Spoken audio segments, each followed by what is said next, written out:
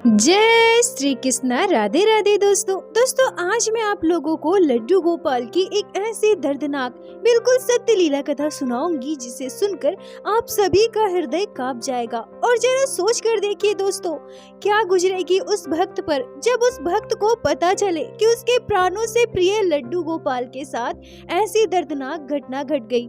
आप सभी भक्तों से मेरा विनम्र निवेदन है कि कृपया आज की इस लीला कथा को पूरा अंत तक अवश्य श्रवण कीजिए। यह घटना आपके अंतरात्मा को झकझोर देगी। आशा करती हूँ प्रत्येक दिन की भांति आज की यह लीला कथा भी आपके हृदय को स्पर्श करेगी। दोस्तों, आज की यह लीला कथा हमारे साथ शेयर की है नोएडा में रहने वाली गीता पटेल जी ने। गीता जी हमसे कहती हैं कि मेरी शादी को लगभग 33 साल हो गए हैं। मुझे एक पुत्र और एक पुत्री संतान है। मेरी बेटी की शादी कई वर्षों पहले हुई है और मेरे बेटे की शादी अभी 3 साल पहले हुई। हमारे घर पर मैं, मेरे हस्बैंड, मेरा बेटा और मेरी बहू है।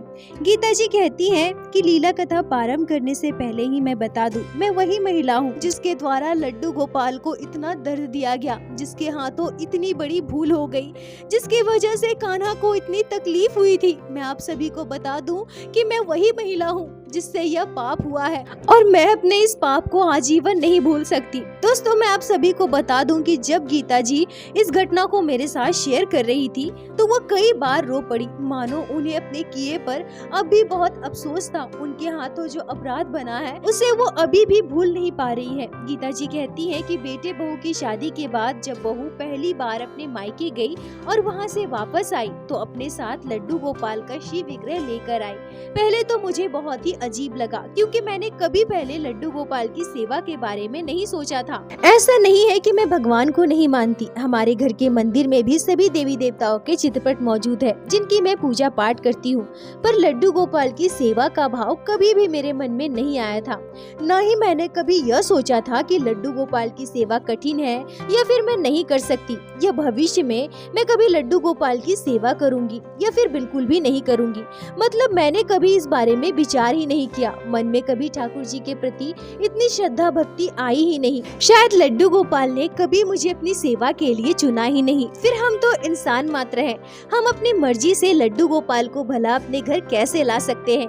पर जब मेरी बहू लड्डू गोपाल को घर लेकर आई और उनकी नित्य सेवा करने लगी, बाल गोपाल को सुबह जगाना, उनका स्नान करना, लड्डू गोपाल का श्रृंगार करना, बाल गोपाल को 4 पहर का भोग लगाना, शाम को दिया बाती करना, लड्डू गोपाल को सुलाना, तो मुझे बड़ा ही अजीब लगता था। मैं झूठ तो नहीं कहूँगी, कई बार मेरे मन में यह भाव भी आया कि बहू की अभी अभी शादी हुई है, अभी उसके जीवन में बहुत कुछ करना बाकी है, अभी उसके जीवन में बहुत सारी मुसीबतें आएंगी, आगे समस्याएं भी आ सकती है, कल को बच्चे होंगे और इसके साथ साथ वो लड्डू गोपाल की सेवा ले ली। इतना समय वो लड्डू गोपाल की सेवा में व्यतीत करती है, बाकी के काम वो कैसे कर पाएगी। कई बार मैंने अपनी बहू से यह भी कहा कि बहू, अगर तुम्हें लड्डू गोपाल की सेवा लेनी थी तो एक बार कम से कम मुझसे पूछ लेती ना, या फिर कुछ वर्षों के बाद लड्डू गोपाल की सेवा ले लेती। कल को तुम्हारे बच्चे होंगे, तुम लड्डू गोपाल की सेवा कैसे करोगी, सब कुछ तुम कैसे संभाल पाओगी। तब मेरी बहू एक ही जवाब देती है, मम्मी जी, मैं लड्डू गोपाल से बहुत प्रेम करती हूँ, बचपन से मैं अपने कान्हा की सेवा कर रही हूँ, मैं अपने लड्डू गोपाल के बिना नहीं रह सकती। मम्मी जी, आप मुझे माफ कर दीजिए, मैंने आपसे बिना पूछे लड्डू गोपाल को घर लेकर आई। आप बिल्कुल भी चिंता मत कीजिए, मैं घर का सारा काम समय से कर लूंगी और आपको कभी भी शिकायत का मौका नहीं दूंगी। गीता जी कहती है कि मेरी बहू बहुत अच्छी है। घर आते ही उसने पूरे घर को अच्छे से संभाल लिया था, मेरा और मेरे हस्बैंड का बहुत सम्मान करती थी, हमारी हर बात मानती थी। जब बहू इतनी प्यारी है और अगर उसकी इच्छा है लड्डू गोपाल की सेवा करने की, तो मैंने भी उसकी बात को समझा और कुछ दिनों के बाद मैंने भी कुछ भी बोलना छोड़ दिया। अगर मेरी बहू को कभी पूजा पाठ करने में, लड्डू गोपाल की सेवा करने में ज्यादा समय लगता था तो मैं ही घर के काम कर दिया करती थी। वैसे भी मेरी बहू भी तो बेटी की तरह है ना। जब वो हम दोनों पति पत्नी का इतना ध्यान रखती है, पूरे घर को उसने इतने अच्छे से संभाल लिया, तो यह मेरी भी जिम्मेदारी है कि जब बहू को जरूरत हो तो मैं उसका साथ दूं। ऐसे ही समय बीतता रहा, पर सच कहूँ तो कभी कभार बीच बीच में हम दोनों सास बहू के बीच मतभेद हो जाता था और इसका कारण बस लड्डू गोपाल थे। पता नहीं, पर कभी कभी मुझे गुस्सा क्यों आ जाता था अगर मैं कोई काम कहूँ और वो समय पर ना हो सके, और उस समय अगर मेरी बहू लड्डू गोपाल की सेवा में व्यस्त हो तो कभी कभार मुझे बहुत गुस्सा आ जाता जाता था। भले ही कुछ समय के लिए ही सही, पर मुझे गुस्सा आता जरूर था और इस गुस्से में ही मैं अपनी बहू को कुछ बातें सुना देती थी। पर अगले ही कुछ समय के बाद मुझे अपनी भूल का एहसास भी होता था और मैं अपनी बहू से ठीक से बात भी करती थी और अपनी भूल को समझकर अपनी गलती को सुधार लेती थी। मेरी बहू इतनी अच्छी है कि वो कभी भी मुझे कोई जवाब नहीं देती थी, चुपचाप मेरी बातें सुन लिया करती थी। बाद में मुझे अफसोस भी होता था कि मेरी वजह से मेरी बहू को इतना सब कुछ सुनना पड़ा। मेरी बहू को मैंने इतना सब कुछ सुना दिया। एक बेटी की तरह मुझे अपनी माँ मानकर चुपचाप बहू सब कुछ सह लेती थी। खुद एक सास होकर मैं यह कहना चाहूंगी कि अगर मैं अपनी बहू की जगह होती और मुझे मेरी सास इतना सब कुछ सुनाती तो शायद मैं उसका इतना सब कुछ नहीं सुनती, उसे नहीं समझती जितना कि मेरी बहू ने मुझे समझा है। ऐसे ही कुछ महीने बीत गए। जैसा कि मैंने बताया, मैं भी पूजा पाठ करती हूँ। मेरे मन में भी भगवान के लिए श्रद्धा भक्ति है और भगवान अगर किसी को अपना भक्त बनाना चाहे ना, लड्डू गोपाल अगर किसी से अपनी सेवा लेना चाहे तो अपने आप उसके मन में भाव उत्पन्न हो जाता है। मेरे साथ भी बिल्कुल ऐसा ही हुआ था। मैं यह तो नहीं कहूँगी कि मैं लड्डू गोपाल की बहुत बड़ी भक्त बन गई, पर हाँ, बाल गोपाल मुझे अच्छे लगने लगे। लड्डू गोपाल के प्रति मेरे मन में थोड़ा बहुत ही सही पर लगाव महसूस होने लगा। वैसे तो भगवान श्री कृष्ण के बाल स्वरूप लड्डू गोपाल के प्रति मेरे मन में श्रद्धा भक्ति हमेशा से ही थी, पर हाँ, जो लगाव एक कृष्ण भक्त के मन में अपने ठाकुर जी के लिए होता है, जो लगाव एक कृष्ण भक्त अपने लड्डू गोपाल के लिए महसूस करता है, वो शायद मेरे अंदर नहीं था। कुछ ही महीनों में लड्डू गोपाल के प्रति मेरे मन में लगाव महसूस होने लगा और तभी हमारे जीवन में बहुत बड़ी खुशी आई। हमें पता चला कि मेरी बहू गर्भवती है, मेरी बहू माँ बनने वाली है और इस खबर को पाकर हमारा पूरा परिवार बहुत खुश हुआ। और इस दौरान मेरी बहू बीमार रहने लगी थी, वो उल्टियाँ करती थी, उसे चक्कर आता था, पर फिर भी उसने कभी लड्डू गोपाल की सेवा नहीं छोड़ी थी।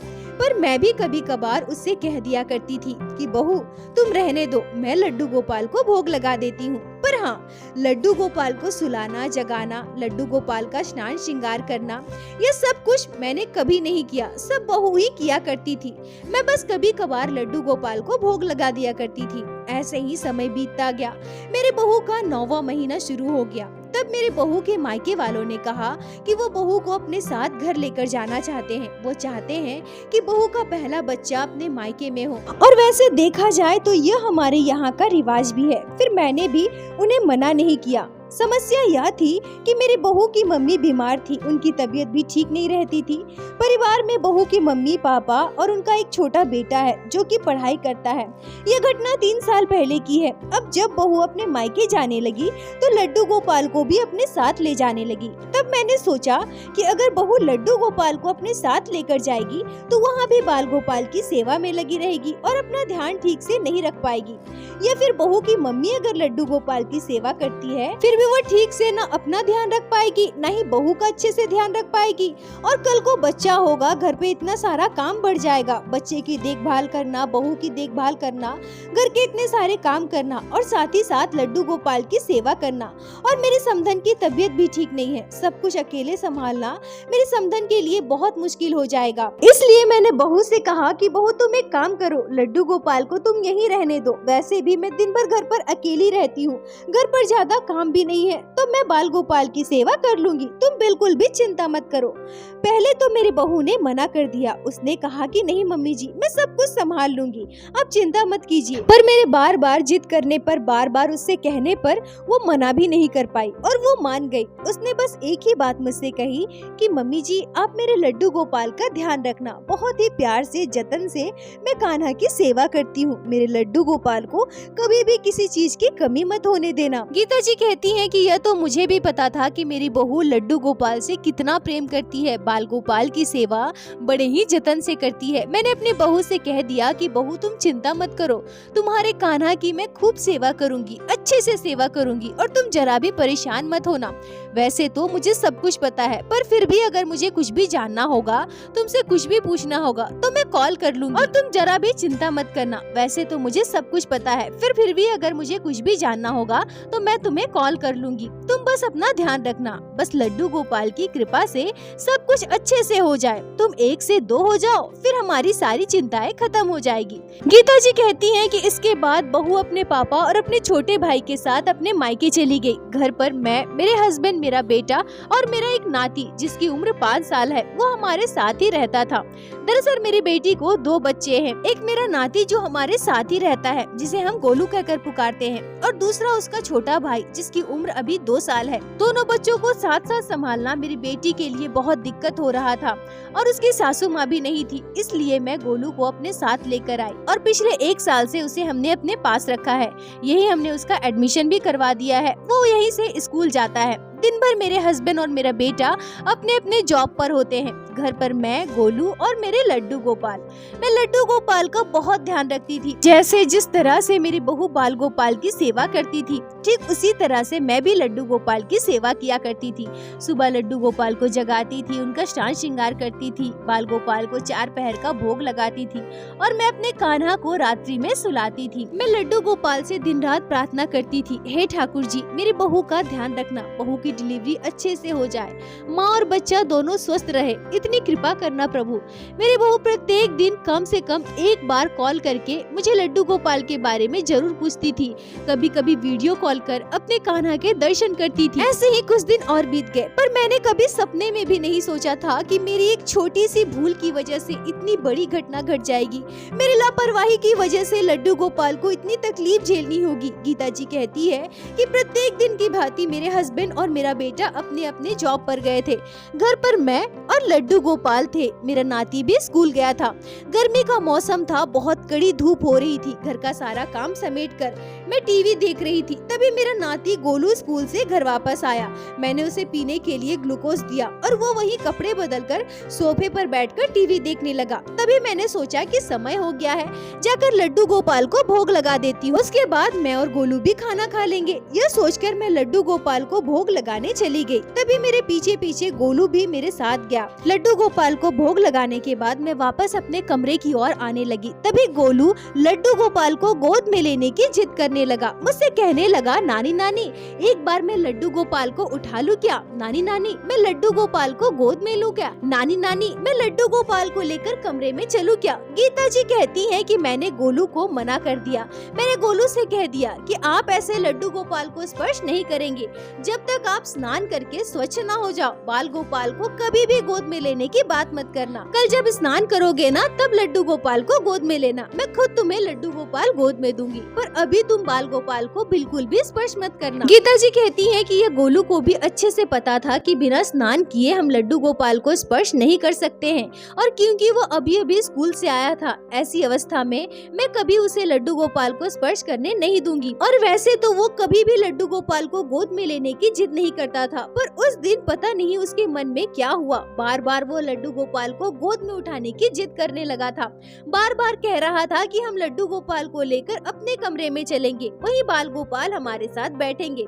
पर मैंने गोलू को मना कर दिया और मैं कमरे में चली गई। अपने कमरे में जाकर मैं सोचने लगती हूँ कि धूप बहुत ज्यादा है, कपड़े छत पर सूख रहे हैं, धूप की वजह से कपड़े का रंग खराब हो जाएगा। एक काम करती हूँ, मैं छत से जाकर कपड़े लेकर आती हूँ, फिर हम दोनों खाना खाएंगे। अब मैं छत पर कपड़े उतारने के लिए चली गई, पर मुझे तनिक भर भी आभास नहीं था कि गोलू मेरे पीछे पीछे छत पर गया है। और इससे भी आश्चर्यजनक बात तो यह है कि मैंने कभी सपने में भी नहीं सोचा था कि गोलू लड्डू गोपाल को मेरे मना करने के बावजूद स्पर्श करेगा। इतनी कड़ी धूप में बाल गोपाल को उठाकर छत पर लेकर चला जाएगा। छत पर मैं कपड़े उठा रही थी, तभी मैंने देखा कि हमारे छत पर हमने जो फूलों का पौधा लगाया है, उसमें ढेर सारा फूल खिला हुआ है। मैं अपने हाथों में कपड़े लेकर गमले में लगे उस पौधों को देखने लगी। तभी मेरे पीछे गोलू की आवाज आई, नानी माँ क्या कर रहे हो? मैं पीछे पलटकर देखने ही वाली थी कि गोलू मेरे पास आ गया। गोलू भी मेरे साथ फूलों को देखने लगा। धूप बहुत ज्यादा थी, गर्मी बहुत ज्यादा लग रही थी, छत पर 1 मिनट भी रुकना भी बहुत मुश्किल हो रहा था। और मैंने गोलू से कहा कि जल्दी जल्दी घर पर चलो, बहुत तेज धूप है। यह कहकर गोलू का हाथ पकड़कर दूसरे हाथ में बहुत सारे कपड़े लेकर भागते हुए छत से नीचे आने लगी।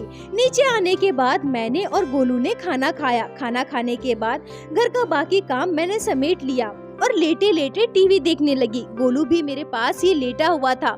थोड़ी देर के बाद वो सो गया। लेटे लेटे अब मुझे भी नींद आने लगी थी। मेरी आंख अपने आप बंद हो रही थी, तो मैंने उठकर टीवी बंद कर दिया और आकर लेट गई। तभी थोड़ी देर के बाद मेरे कानों में किसी छोटे बच्चे की रोने की आवाज आती है। मैं गहरी नींद में सो रही थी, पर मैं स्पष्ट रूप से सुन पा रही थी कि कोई बच्चा जोर जोर से रो रहा हो। पर मैं इतना ज्यादा नींद में थी कि मुझे बस ये महसूस हो रहा था, ऐसा लग रहा था मानो कोई बहुत दूर से छोटा सा बच्चा रो रहा हो। मानो मुझे बहुत दूर से छोटे बच्चे की रोने की आवाज आ रही है। मैं बच्चे की रोने की आवाज सुन पा रही थी, पर मैं इतनी नींद में थी कि मैं समझ नहीं पा रही थी कि मेरे साथ क्या हो रहा है, बच्चा कहाँ रो रहा है। पर बस मैं यह समझ पा रही थी कि कोई बच्चा बहुत परेशान है और बहुत जोर जोर से रो रहा है। शायद वो किसी को पुकार रहा था। गीता जी कहती है कि मैं गहरी नींद में थी, बच्चे की रोने की आवाज सुन तो पा रही थी, पर मुझ में इतनी हिम्मत नहीं थी कि मैं आँख खोलकर देख सकूं। पर मैं बिल्कुल भी व्याकुल होती जा रही थी। मैं समझ नहीं पा रही थी कि अब मैं क्या करूं। मैं आँख खोलना चाहती थी, पर मेरी आँख खुली नहीं रही थी। बच्चे की रोने की आवाज बार बार मेरे कानों में गूंज रही थी।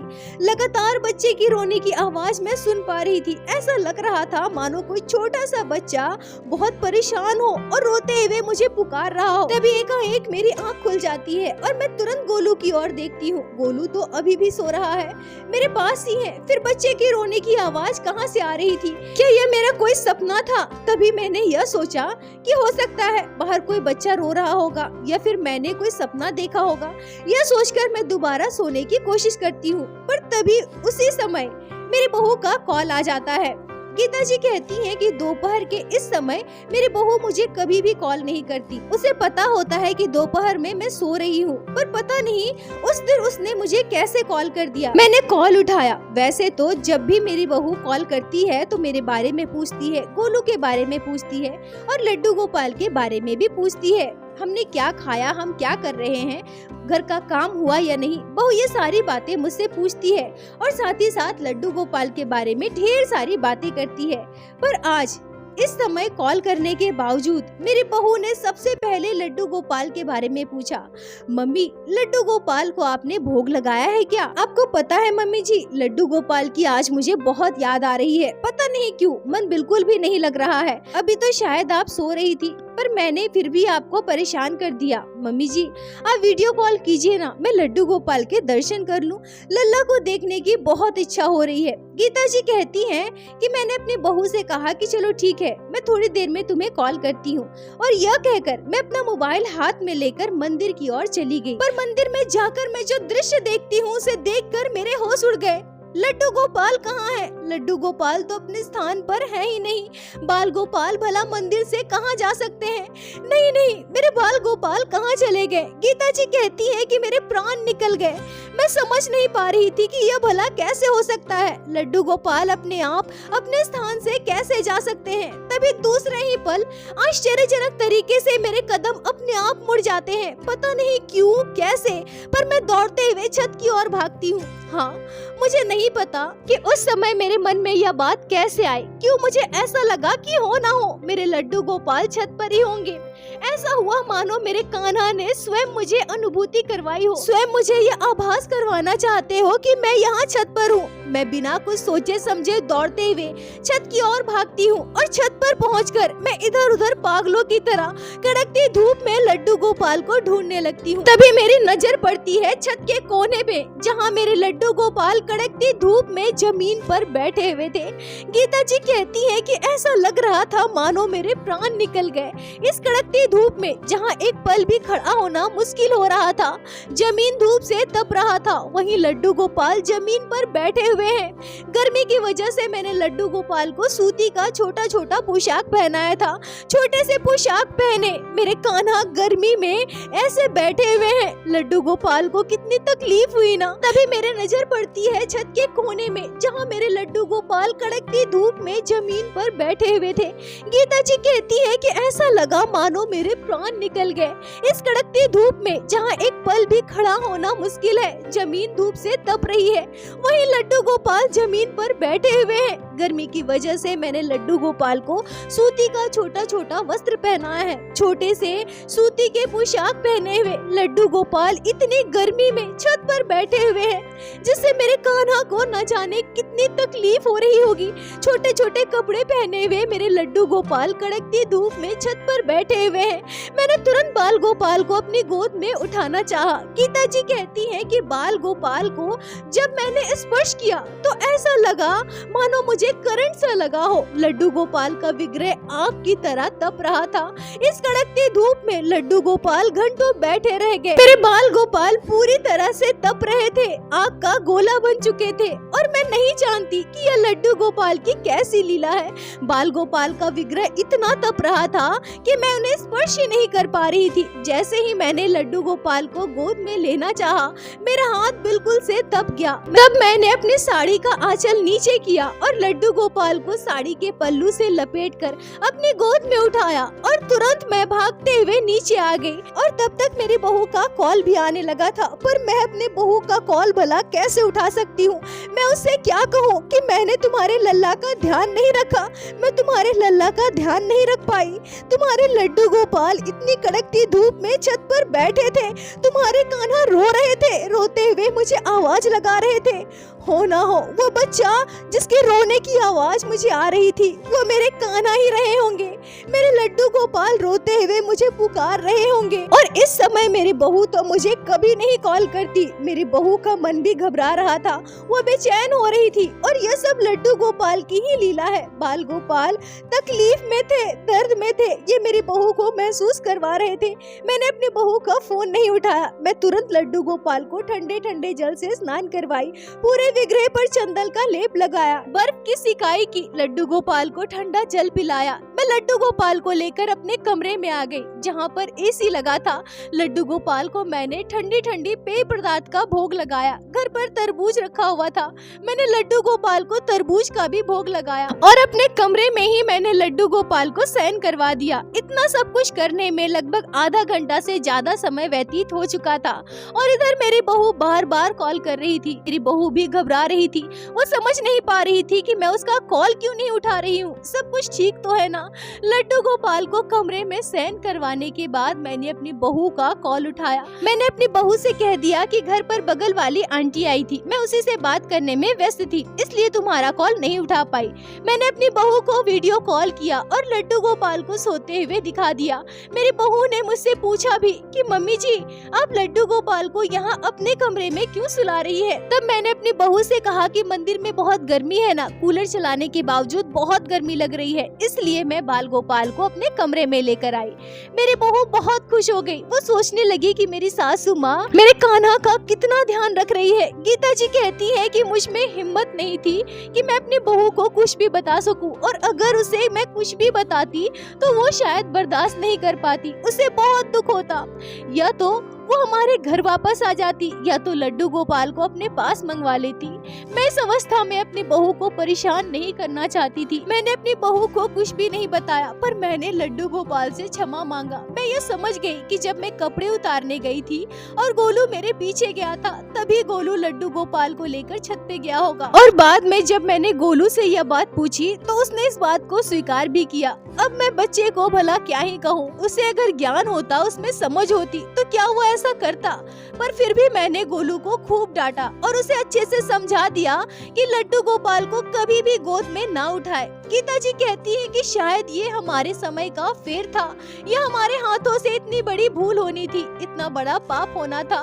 नहीं तो जो बच्चा कभी भी लड्डू गोपाल को गोद में लेने की जिद नहीं करता था, वो अचानक से बाल गोपाल को गोद में क्यों लेना चाहेगा। गीता जी कहती है कि मुझे आज भी अफसोस है कि मेरी लापरवाही की वजह से हमारे बाल गोपाल को इतनी तकलीफ झेलनी पड़ी। मैं ठाकुर जी से हमेशा इसके लिए क्षमा मांगती हूँ। लड्डू गोपाल की कृपा से मेरी बहू ने बेटे को जन्म दिया। किया। माँ और बेटा दोनों सही सलामत है। जब मेरी बहू बच्चे के साथ हमारे घर वापस आई तब मैंने कुछ दिनों के बाद अपनी बहू को पूरी बात बताई। मेरी बहू बहुत भावुक हो गई, बहुत दुखी हो गई, उदास हो गई और रोने लगी। पर मेरी बहू इतनी अच्छी है कि उसने गोलू से कुछ भी नहीं कहा, ना ही मुझसे कुछ कहा, क्योंकि वो भी इस बात को समझती है कि हमने जानबूझकर कुछ भी नहीं किया है। बच्चे के हाथ भूल हुई है। पर अब हमारे घर पे 2 बच्चे हैं, गोलू और हमारा छोटा सा पोता। हम लड्डू गोपाल का विशेष ध्यान रखते हैं। हमारे हाथों से फिर कोई गलती ना हो, फिर कोई अपराध ना बने, इस बात का हम बहुत ध्यान रखते हैं। लड्डू गोपाल को बच्चों की पहुंच से दूर रखते हैं। मेरे लड्डू गोपाल से बस यही प्रार्थना है कि हे ठाकुर जी, हमारी भूल चूक को क्षमा करो। ठाकुर जी कृपा करो और अपनी कृपा दृष्टि ऐसे ही हमारे परिवार पर बनाए रखना। गीता जी, आपका बहुत बहुत धन्यवाद जो आपने लड्डू गोपाल की इस हृदय विदारक घटना को हमारे साथ शेयर की, जिसे मैं हमारे चैनल के माध्यम से बाकी सारे भक्तों तक पहुंचा सकी। अपना साथ और प्यार ऐसे ही बनाए रखे। दोस्तों, जब मुझे इस घटना के बारे में बताया गया, जब मैंने इस घटना को सुना तो मुझे बहुत तकलीफ हो रही थी। इधर इतनी गर्मी है कि इतनी तेज धूप में 1 मिनट भी छत पर खड़ा रहना बहुत मुश्किल होता है और यह सोचकर भी डर लगता है, आंखों से आंसू आ जाते हैं कि इतनी कड़कती धूप में हमारे लड्डू गोपाल छत पर घंटों बैठे रहे। लड्डू गोपाल की उस स्थिति को, बाल गोपाल के दर्द को महसूस कर मुझे बहुत बुरा लग रहा है। दोस्तों, इस घटना पर आपके क्या विचार है, आपके क्या राय है, कमेंट में जरूर बताएं।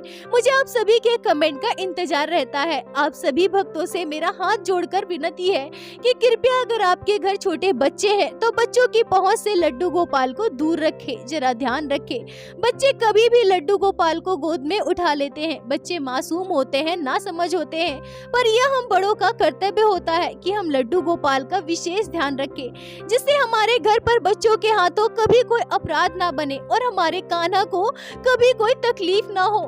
दोस्तों, प्रत्येक दिन की भांति लीला कथा के अंत में मैं आप सभी भक्तों से हाथ जोड़कर प्रार्थना करती हूँ कि ठाकुर जी की भक्ति कीजिए, लड्डू गोपाल की सेवा कीजिए, नाम जाप कीजिए और एक बार मेरे साथ प्रेम से कहिए, बोलो बांके बिहारी लाल की जय, लड्डू गोपाल की जय, जय जय श्री राधे। दोस्तों, यदि आप लोगों को आज की यह लीला कथा अच्छी लगी हो, आपके हृदय को स्पर्श की हो, तो कृपया वीडियो को लाइक कर अपने दोस्तों के साथ शेयर अवश्य करें, जिससे बाकी भक्त भी लड्डू गोपाल की इस अद्भुत लीला कथा का श्रवण कर सके। और हमारे चैनल को सब्सक्राइब करें, जिससे प्रत्येक दिन आप लोग हमारे चैनल पे श्री बांके बिहारी श्री लड्डू गोपाल की अद्भुत लीला कथाएं श्रवण कर सके। दोस्तों, यदि आपके जीवन में घटी हो कोई भी चमत्कारी घटना या लड्डू गोपाल ने कभी भी की हो कोई भी लीला जिसे आप हमारे साथ शेयर करना चाहते हैं, तो कृपया हमें इंस्टाग्राम पे मैसेज करें। हम आपसे कांटेक्ट करेंगे और आपकी उस लीला कथा को हमारे चैनल पे बाकी सारे भक्तों के साथ शेयर अवश्य करेंगे। लड्डू गोपाल की कृपा आप पर और आपके पूरे परिवार पर बनी रहे। राधे राधे दोस्तों।